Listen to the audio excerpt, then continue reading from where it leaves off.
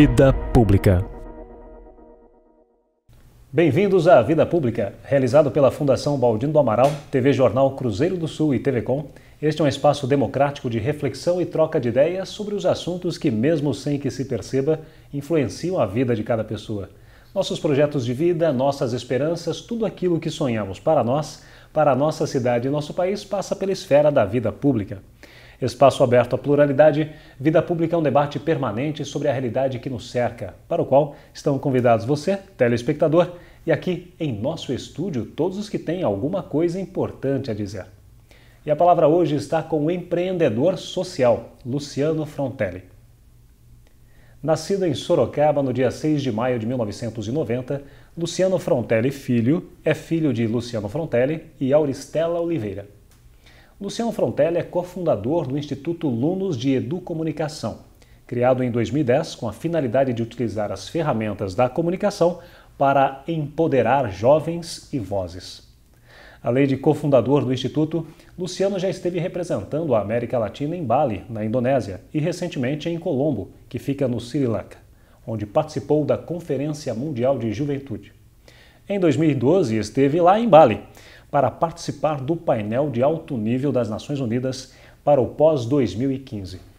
Luciano, seja muito bem-vindo ao Vida Pública de hoje. Muito obrigado, é um prazer estar aqui. Sempre assisto os vídeos na internet e finalmente posso estar aqui com prazer compartilhar um pouquinho disso daí. Que bom, é um prazer recebê-lo aqui também e participando agora, como entrevistado deste programa Vida Pública, que vai ao ar na TV Com também, nas duas TVs em Votorantim, e também fica aí na internet, no site do Jornal Cruzeiro do Sul, que você sempre tem os endereços no final deste programa. E Luciano, já chama a atenção, eu sei que você é sorocabano, mas já chama a atenção do telespectador o fato de você ser tão jovem e já ter viajado e parece-me com tantas responsabilidades assim em reunir os jovens para, vamos dizer assim, a batalha. É que começou faz um tempinho, né? Agora, em 2014, faz 10 anos que eu comecei a me envolver com questões de juventude, quando eu tinha 14. Pois é. Foi quando eu fiz parte do Grêmio Estudantil Padre Armando Guerrazzi, no Estadão, aqui em Sorocaba, e foi a partir dessa experiência que eu tomei gosto em me organizar com outras pessoas para então buscar transformações que a gente acha importante, né? Foi nessa época que eu pude, pela primeira vez, desenvolver um projeto, que eu pude pela primeira vez aprender como fazer e não fazer as coisas, né? Ouvir um não na cara para um projeto que a gente sempre quis tanto fazer, né? Porque a gente, é normal das pessoas, né? A gente tem aquele sonho, aquela ideia, mas quando vai ver os recursos, não dá para fazer tudo, né? E a partir disso, que me envolvi em conselho de juventude aqui em Sorocaba, em algumas conferências, tenho a vantagem de saber falar inglês, e comecei então a arriscar, tentar participar desses processos internacionais. Porque como funciona, para talvez você que esteja em casa não saiba, normalmente eles abrem um processo de seleção, eles vão analisar as suas respostas nesse processo de seleção, que normalmente estão conectadas ao que você faz na sua comunidade, o que você faz enquanto projetos de ação e aquele tipo de opinião que você carrega e gostaria de levar para esses tipos de eventos, né? Então, a partir daí que eu comecei a participar desses espaços. Você é morador de qual região em Sorocaba? Hoje sou morador da Vila Leão, né? Mas já morei no Júlio de Mesquita, já morei em Sorocaba 1, Vitória Régia, enfim, minha mãe era muito cigana. Bastante cigana. E nessas regiões em que você esteve morando, você também tinha essas atividades comunitárias? Você se preocupava com essas questões? Como o meu era muito envolvido na escola, praticamente dormia lá, né? Porque eu ficava lá manhã, tarde e noite algumas vezes. E a escola do Estadão é no centro, as minhas atividades normalmente eram focadas em atividades com outras escolas, né? Porque no centro, público do centro, a gente sabe que não é meio difícil você trabalhar com o pessoal do centro. Mas, com essas outras escolas, por exemplo, um projeto que eu posso citar, que é o Ser Solidária 10, a gente conseguiu trabalhar com 35 escolas e nós conseguimos ajudar cerca de 700 famílias, que foi um projeto de cunho social, na época de Natal. Nosso objetivo era ajudar as famílias das escolas, porque normalmente essas campanhas são para as instituições que também precisam, mas a gente identificou que nas escolas públicas muitas famílias também precisam. Alguns alunos chegam aí antes do seu período para poder ter a refeição na escola, porque não tem em casa às vezes. Então a gente resolveu fazer isso para ajudar. Então, e hoje eu faço trabalhos nos bairros mais periféricos da cidade. Você completou 24 anos recentemente, aos 14 começou essas atividades. Mas como foi antes? Como foi você chegar a esse universo essas atividades todas. Como era o Luciano Frontelli antes disto? O Luciano Frontelli antes é muito o que é hoje. Ainda tenho muita vergonha, apesar de falar pelos cotovelos, sempre é um desafio para mim, né? Porque eu sempre fui aquela pessoa meio recatada, mais quieta. Tenho, logicamente, meu perfil de nerd, né? Sempre gostei mais de jogar videogame. Foi um dos meios, inclusive, que eu aprendi a falar inglês. Tá vendo? Cultural também. Exatamente. Mas daí, quando eu estava na minha 7ª série, meu pai veio a falecer. E depois desse processo, tive uma queda muito grande, teria um processo de depressão. E daí eu vi essa oportunidade. Me chamaram da minha 8ª série para fazer parte do Grêmio. Quem chamou? Foi um amigo meu que na época estava no 2º colegial, o nome dele Lucas. E ele falou, você é uma pessoa que sabe, tem algumas ideias, eu tinha algumas ideias que eu já falava naquela época. E, bom, vem aqui para ajudar a gente, né? Eu falei, tudo bem. E daí eu vi que ali eu comecei a achar sentido de alguma coisa, eu estava meio perdido, né? Comecei a achar sentido em alguma coisa, vi que podia contribuir e achei essa foi a minha via de escapatória. Né? Então, e hoje não é mais uma via de escapatória, hoje é meu sentido mesmo, que eu gosto de fazer. Você tinha 7 anos no falecimento do seu pai, isso? Tinha 13 anos. 13 anos. Isso. Quer dizer, um ano depois, então, você já iniciou todo esse processo aí, carregando toda essa responsabilidade. Isso. Você, obviamente, foi bem inteligente a ponto de começar a buscar estes recursos financeiros, né? Dentro dessas instituições internacionais para tentar buscar sempre estas relações voltadas para a juventude, essas ações sociais. Agora conte um pouco para o telespectador o que é ser um empreendedor social e também, a partir daí, como foi chegar até Bali. Tá. Empreendedor social sempre são um conjunto de palavras que sempre chama atenção, porque como assim? Normalmente a gente está acostumado a ouvir só um empreendedor, né? Empreendedor é aquela pessoa que tem um negócio próprio e tal. Empreendedor social é uma pessoa que também corre atrás de um sonho. Meu sentido do empreendedor. O empreendedor sempre é motivado por um sonho, algo que ele almeja conquistar. Só que no caso do empreendedorismo social, a gente almeja mais sonhos de cunho coletivo. Então, a gente tem o prazer de realização naquele sonho que gera algum tipo de transformação. Então, nesse sonho que a gente tinha, que normalmente é coletivo, não é só da pessoa, no caso, eu tinha um sonho muito de trabalhar com a questão de comunicação, que foi uma dificuldade muito grande para mim. Eu vi que a partir do momento que eu aprendi a me comunicar melhor com as pessoas, alcancei lugares e espaços que antes eu não tinha possibilidade. Então acreditei e ainda acredito que esse é uma via que podia ajudar outros jovens a também chegar a almejar suas conquistas. Você foi descobrindo sozinho isso, ou se redescobrindo sozinho? Isso, sozinho. eu fui me redescobrindo. Então a partir do momento que eu fui colocado, exposto em espaços, né, eu fui vendo que, então dá para fazer, né? Hoje então na época do Grêmio, por exemplo, passava em todas as salas. Então, até hoje tem gente que era na 5ª série, hoje está maior do que eu. Fala, você não era aquele do Grêmio que passava na minha sala falando. Então, foi então que eu tive esse sonho e encontrei outras pessoas num espaço de uma conferência de direitos da criança e adolescente, que são de Boituva, aqui da nossa região. Falaram, a gente também tem esse sonho. Beleza. Então a gente começou a buscar qual seria o processo de se criar uma organização. Criamos essa organização sem fins lucrativos que é sediada em Boituva, em Sorocaba.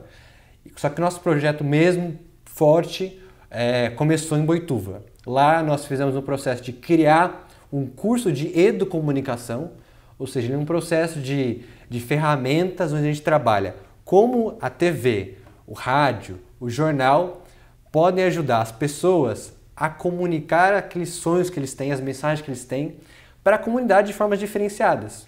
Então é potencializar o seu alcance, vamos dizer assim. E também para que a própria pessoa possa descobrir. Então usar essa comunicação para que ela possa comunicar a si mesma o que ela quer, porque tem tudo aquilo do lead, né? O que, como, onde, como, porquê. Também para o seu sonho, entendeu? Por que você sonha isso, de que forma funcionaria, né? E isso, inclusive, é uma matéria que existe hoje graduação na USP. Tem também uma pós-graduação na USP desse curso, para quem se interessar. O curso de educomunicação que você se refere, né? E a partir disso, a gente também tem um trabalho muito forte de cidadania. Então, a gente acredita que se a gente tem algo a comunicar, se a gente quer fazer uma transformação, a gente tem que ser corresponsável por essa transformação. Então, a gente acredita que não basta só a gente reclamar ou pedir para que o poder público faça as coisas. A gente acredita que todo cidadão, toda pessoa tem a sua parte na busca de uma cidade melhor ou de uma comunidade melhor. Então, basicamente, é isso que a gente tem feito e é isso que o empreendedorismo social faz.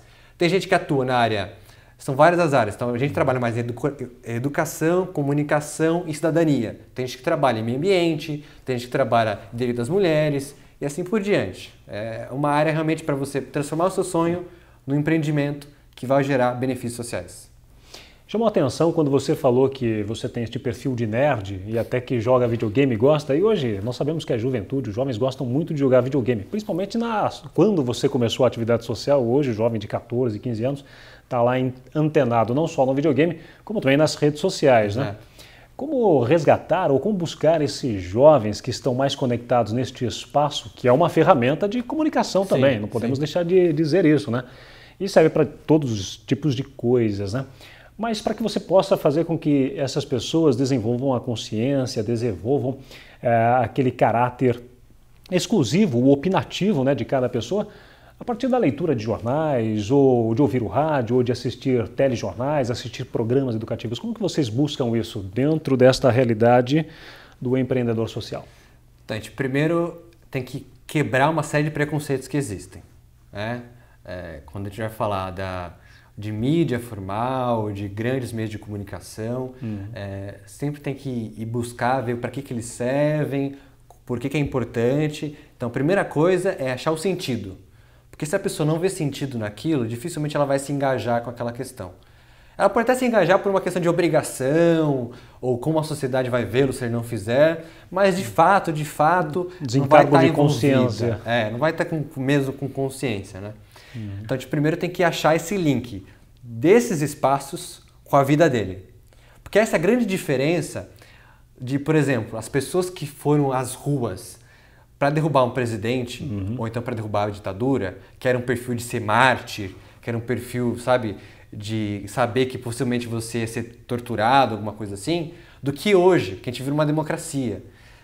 Hoje, as grandes questões sociais, elas têm que estar conectadas com os interesses pessoais também.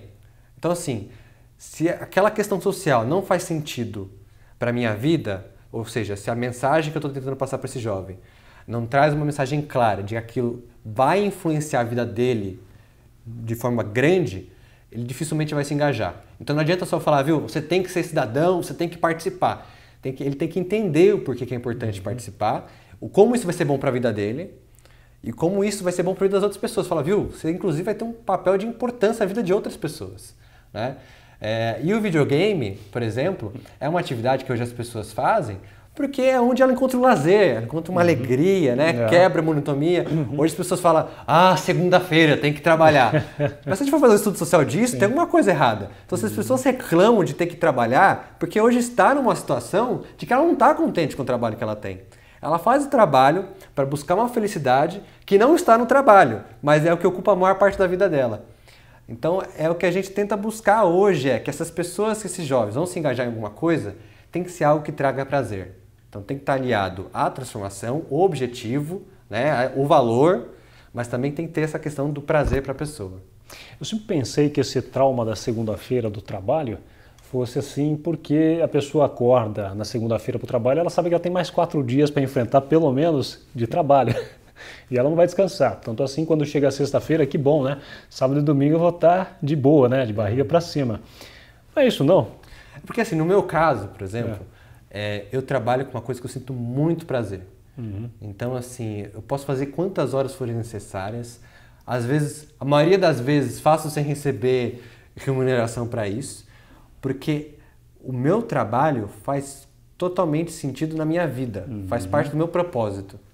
Então, como o meu trabalho faz parte do meu propósito e também é a minha fonte de alegria por causa dos seus resultados, eu não faço questão de ser no final de semana, de ser no dia de semana, porque eu sei que aquele trabalho está fazendo impacto na vida de alguém e na minha. Então eu entendo na questão das pessoas também estarem cansadas, quiserem descansar, relaxar um pouquinho, porque relaxar, o momento seu de relaxamento faz parte da vida. Tanto que tem que ser mais investido na questão de política pública, as pessoas terem mais tempo para o seu lazer, o seu ócio. O ócio é saudável. Mas o que eu vejo, no geral, é que as pessoas fazem o trabalho porque precisam de um dinheiro para com esse dinheiro conseguir o seu prazer. E não ver o trabalho enquanto fonte de prazer também. Entendi. E o Luciano Frontelli, quanto ao ócio do Luciano Frontelli, quando isso acontece? Olha, como meus dias são muito loucos hoje, eu me envolvo com questões internacionais. Então, fuso horário é sempre uma bagunça. Então, tem dias que eu tenho reunião 4 horas da manhã, porque é o horário que eu consigo falar com alguém que está do outro lado do mundo, do globo. Você se corresponde via internet? Via internet. A maioria do meu trabalho também, quando eu não faço trabalho comunitário, são esses trabalhos que são via internet. E-mail, Facebook, WhatsApp, é o dia todo.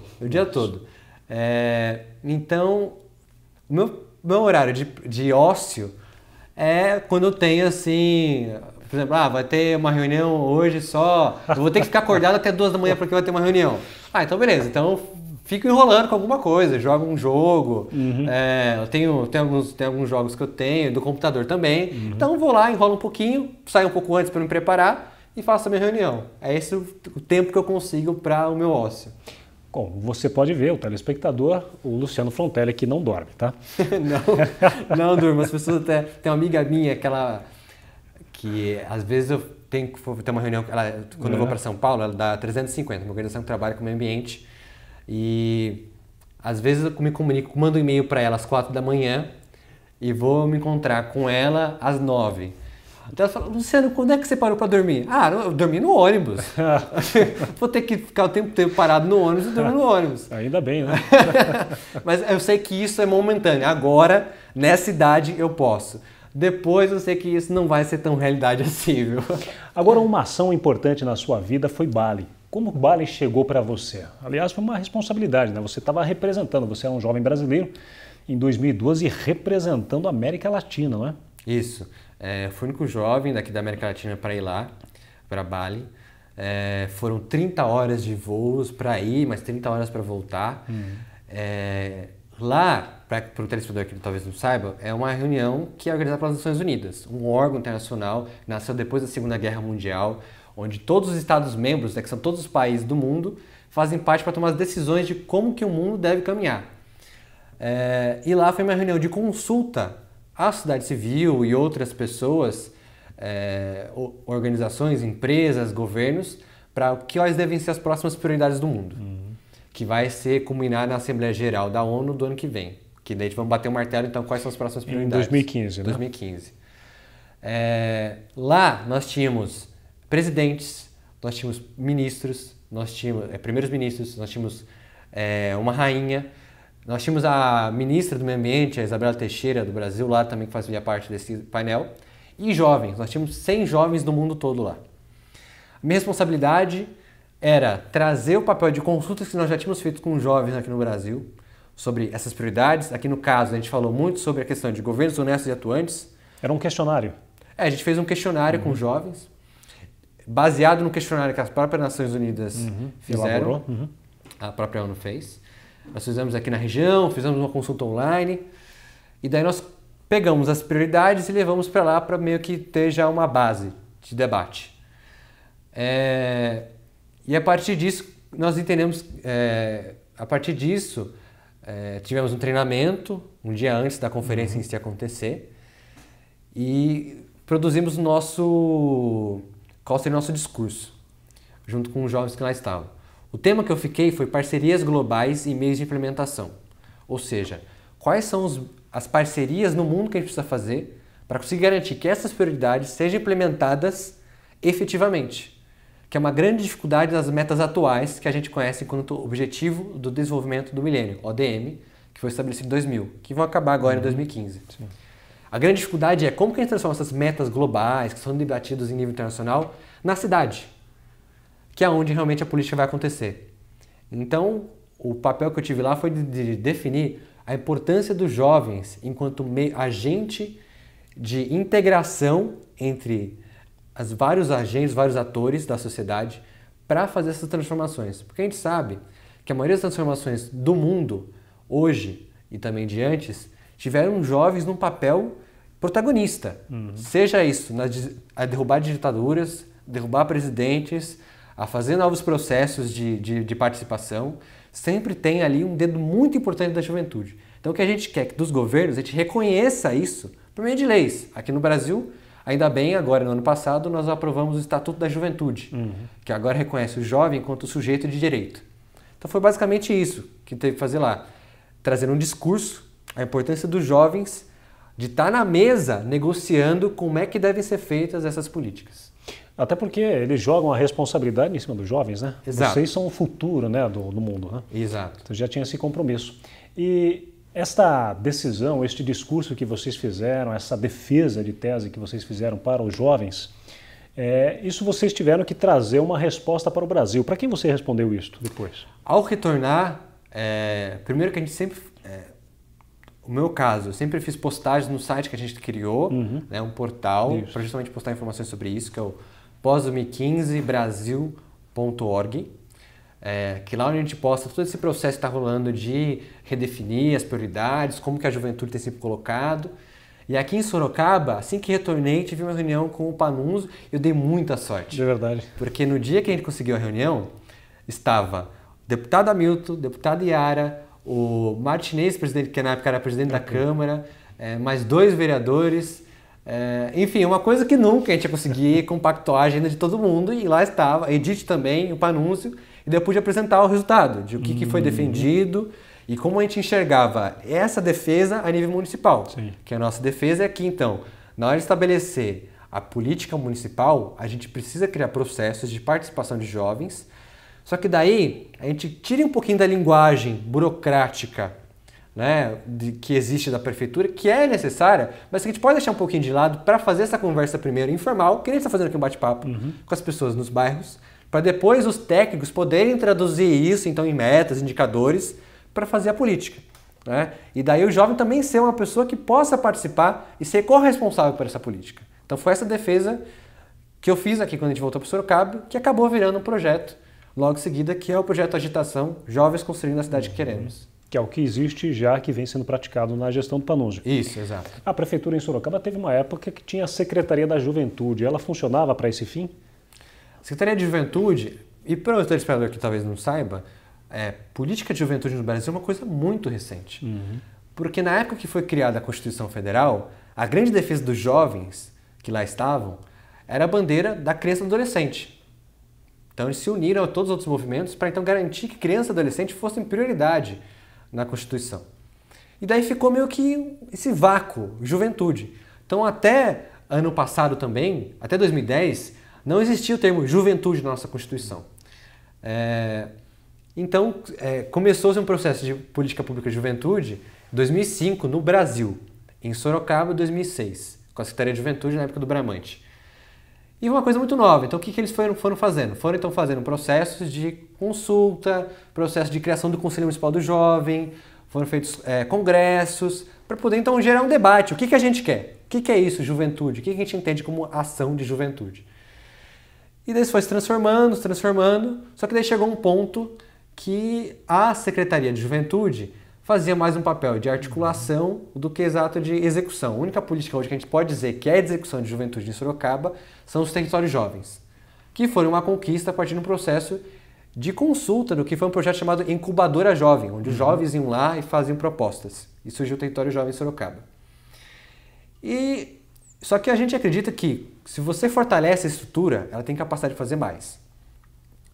Só que daí a gestão do Panunzio acreditou que era melhor extinguir a secretaria, ela virar uma coordenadoria, para daí ela poder ter a capacidade de articular nas outras secretarias políticas de juventude. É uma coisa que a gente ainda debate até hoje, porque é um processo que a gente está experimentando. Na época, inclusive, que foi feito que foi divulgado que essa secretaria ia ser exonerada, porque foi a primeira do Estado, a segunda do país, a gente fez uma série de questionamentos do porquê, o que se pretende fazer, como que vai ser feito o orçamento, porque daí não tem mais orçamento, você tem que pegar orçamento de outra secretaria. Então a gente fez uma série de questionamentos, que daí foi respondido a partir do Fórum de Juventude que foi feito na época. E hoje a gente está experimentando, né? Hoje eu sou sempre fui uma pessoa que está próxima da política de juventude, independente do governo, independente da pessoa que está lá na frente, porque eu acredito muito que hoje, para também caso as pessoas que estão em casa assistindo não saibam, Juventude em Sorocaba, a gente está falando de 160 mil pessoas aproximadamente, entre 15 e 29 anos. É um quórum de 27% da população de Sorocaba. Então a gente está falando de uma população enorme que precisa de política específica. Ainda mais agora que a gente tem um Estatuto da Juventude que conhece essas pessoas enquanto sujeitos de direitos.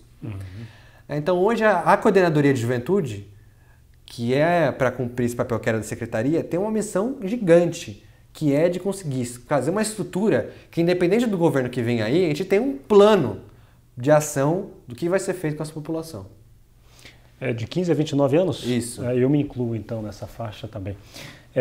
O Sri Lanka foi para você de que forma? Depois de Bali, qual é a sua experiência? Olha, Sri Lanka foi uma experiência muito mais difícil. Vou dizer para vocês, porque, primeiro que diferente de Bali, que foi um processo de seleção, onde era tudo bancado e tal, eu fui convidado para ir para Sri Lanka. A presidência da República me convidou e falou, a responsabilidade foi maior. Falou, a gente tem aqui a oportunidade de convidar algumas pessoas, então nós estamos convidando você para ir junto com a nossa delegação. Só que a gente não pode pagar suas passagens. E eles me informaram isso cerca de uma semana e meia antes do evento acontecer. Fantástico.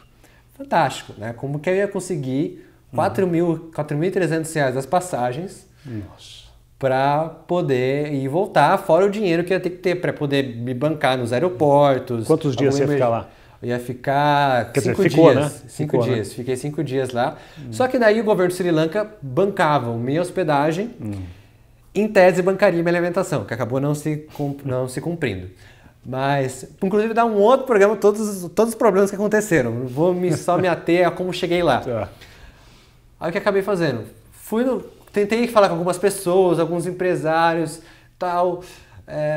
Falaram, muito em cima da hora, não consegui mobilizar esses recursos. Eu falei, tudo bem. Aí não deu certo, fui para a internet, fui para o Facebook. Falei, olha, fui convidado, tal, para conseguir garantir que nós temos mais a pauta de juventude brasileira lá, tal. Expliquei, fiz um post no Facebook. E as pessoas começaram a falar.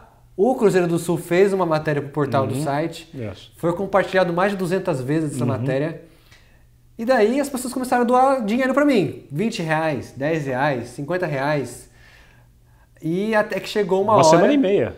Até que chegou uma hora... Só que daí no momento que eu postei, foi no dia 2.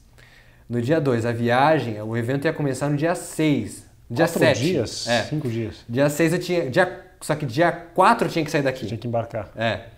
Então eu tive 2, 3 dias para conseguir levantar o dinheiro. Consegui levantar R$6.000. Simplesmente postando na internet e falando com as pessoas. Então, assim, que eu vejo como um reconhecimento de muitos amigos que me ajudaram a chegar onde eu cheguei hoje, que me ajudaram a fazer muitos projetos que eu faço hoje e que ainda vão ajudar a fazer muitos outros projetos aqui em Sorocaba e em outros lugares. Então, eu tenho muita felicidade em hoje dizer que se eu conseguir chegar lá no Sri Lanka, foi todas essas pessoas que acreditam e apostam nesse trabalho que eu tenho feito aqui em Sorocaba e em outros espaços. Porque, pelo visto, o governo federal parece não ter apostado muito, né? Não tinha. Disseram que não tinha como e tal, mas tudo bem, a gente se vira, né? Quer dizer, apresenta uma demanda, mas não auxilia, não ajuda. Você acha que o Brasil tem jeito ainda? Olha, eu acho que a partir do momento que as pessoas acreditarem que tem jeito. Enquanto a gente tiver o pensamento de que sempre alguém vai resolver os problemas por mim, né? E falar, eu vou votar em fulano porque essa é a pessoa que vai resolver. Eu vou votar em ciclano, que político não é Messias. Nenhum político vai ser Messias que vai resolver todos os problemas. Se nem o próprio Messias conseguiu resolver todos os problemas da humanidade, não é um político que vai... Não agradou a todos também. E não agradou a todos também. O que eu digo a partir do momento que nós vivemos numa democracia, onde os espaços e a nossa convivência, onde a gente acredite nas pessoas para colaborar a termos bairros melhores, cidades melhores, né? Onde todo mundo fez a sua parte. Se eu sou um pedreiro, eu ajudo a reformar aqui a quadra do meu bairro. Se eu tenho uma praça na minha frente da minha casa, eu ajudo a cuidar das plantas, eu ajudo a cortar a grama, sabe? Não fico só reclamando, a prefeitura nunca corta a grama, sabe? Eu tenho a calçada, se a grama está na minha calçada, qual que é o problema, qual que é a dificuldade de eu mesmo ali ajudar de alguma forma? Então acho que assim, tem o papel dos políticos, porque eles são eleitos para isso, eles têm a responsabilidade deles, constitucional, só que nós temos nosso papel de cidadão, sabe? Acho que assim, enquanto a gente não acreditar em nós mesmos, que nós também podemos ser agentes de mudança, vai ser muito difícil a gente chegar nesse Brasil que a gente tanto sonha, que é igualitário, que tem uma educação de qualidade, que tem um problema de segurança resolvido, porque, sim, posso dizer, é um trabalho de formiguinha onde todo mundo tem, sim, sua responsabilidade. Muito bem. Luciano, parabéns aí pela sua iniciativa. Não foi fácil, a gente sabe que não. Bali foi menos complicado, mas Sri Lanka, a situação não foi tão fácil assim, mas parabéns aí pelo teu desempenho. Muito obrigado. E o Vida Pública de hoje conversou com o empreendedor social Luciano Frontelli Filho, mais conhecido como Luciano Frontelli. O programa Vida Pública pode ser assistido no canal de vídeos do portal Cruzeiro do Sul em www.cruzeirodosul.inf.br, na TV Com, canal 7 da NET, TV Votorantim, canal 10 e TV Comunitária, canal 3 pela Supermídia. Agradecemos também a participação da nossa equipe de produção, o editor-geral Ednilson Jodar Lopes e o estagiário de produção Gustavo Henrique de Campos. O Vida Pública de hoje fica por aqui. Até o próximo.